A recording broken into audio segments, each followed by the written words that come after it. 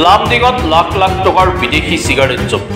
লামডিঙৰ ৰেলৱেৰ পথ তথা ২৭ নং ৰাষ্ট্ৰীয় ঘাইপথত এতিয়া নিষিদ্ধ সামগ্ৰীৰ সৰবৰাহৰ মূল পথ হৈ পৰিছে।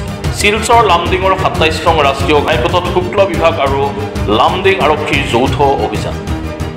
অভিযানত জব্দ বৃহৎ পৰিমাণৰ বিদেশী চিগাৰেট।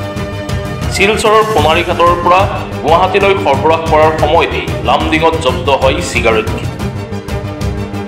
অভিযানত AS01 MC8831 নম্বৰৰ এখন ট্ৰাকেৰে সৰবৰাহ কৰিছিল বাৰ্মাৰ চিগাৰেট। অভিযানত আৰক্ষীয়ে ৰাহন হুছেইন লস্কৰ নামৰ ট্ৰাক চালকজনৰ সহ 480টা বিদেশী চিগাৰেটৰ বাকচ জব্দ কৰিবলৈ সক্ষম হৈছে। জব্দকৃত চিগাৰেটখিনিৰ বজাৰ মূল্য প্ৰায় 8 লাখ টকাৰো অধিক হ'ব বুলি জানিব পৰা গৈছে।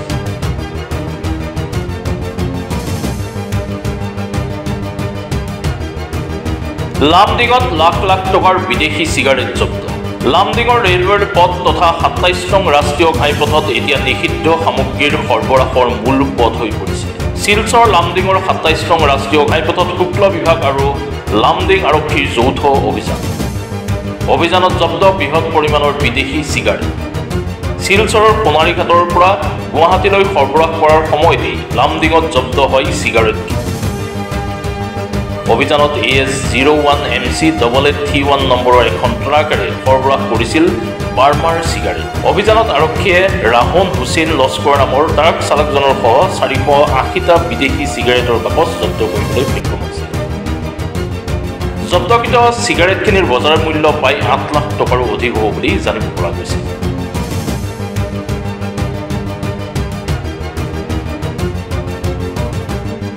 লামডিঙত লাখ লাখ টকাৰ বিদেশী চিগাৰেট জব্দ। লামডিঙৰ ৰেলৱেৰ পথ তথা ২৭ নং ৰাষ্ট্ৰীয় ঘাইপথত এতিয়া নিষিদ্ধ সামগ্ৰীৰ সৰবৰাহৰ মূল পথ হৈ পৰিছে। শিলচৰ লামডিঙৰ ২৭ নং ৰাষ্ট্ৰীয় ঘাইপথত শুক্ল বিভাগ আৰু লামডিং আৰক্ষীৰ যৌথ অভিযান। অভিযানত জব্দ বৃহৎ পৰিমাণৰ বিদেশী চিগাৰেট।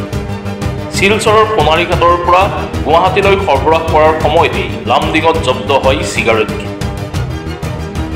অভিযানত AS01 MC8831 নম্বৰৰ এখন ট্ৰাকেৰে সৰবৰাহ কৰিছিল বাৰ্মাৰ চিগাৰেট। অভিযানত আৰক্ষীয়ে ৰাহন হুছেইন লস্কৰ নামৰ ট্ৰাক চালকজনৰ সহ 480টা বিদেশী চিগাৰেটৰ বাকচ জব্দ কৰিবলৈ সক্ষম হৈছে।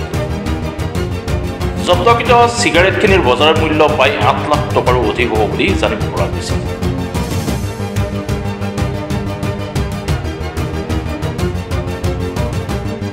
লামডিঙত লাখ লাখ টকাৰ বিদেশী চিগাৰেট জব্দ।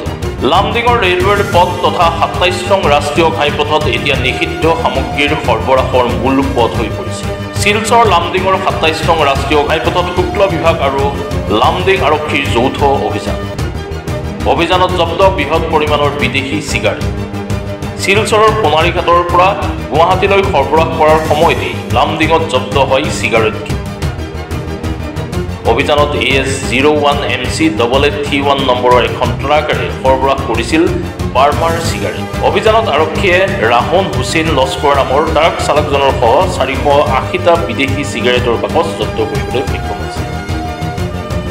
জব্দকৃত চিগাৰেটখিনিৰ বজাৰ মূল্য প্ৰায় 8 লাখ টকাৰো অধিক হ'ব বুলি জানিব পৰা গৈছে।